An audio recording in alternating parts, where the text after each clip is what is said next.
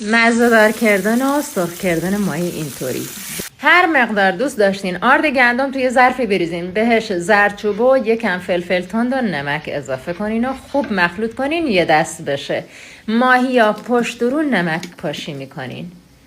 بعد که نمک پاشی کردین بهش پشت رو زردچوبه میزنین و یکم فلفل تند که دلخواهه، چون واقعا خوش طعم میشه. بعدم تو همون آرد مزه‌دار میغلطونین ماهیا، پشت رو مزه‌دار بشه با آرد و آماده سرخ شدن. شما فقط ببینید چطور سرخ میشه ماهی. شعله متوسط ماهی دونه دونه بذارین تا آروم آروم هم مغز پخت بشه هم خوشگل سرخ بشه به این صورت. حالا کنار سبزی پلو، حتی کنار هشو و برنج سفید یا هر طور که دوست دارین اینو سرو کنین. خوشمزه ترین ماهی میشه. هر نوع ماهی اینطور مزه‌دار کنین عالی.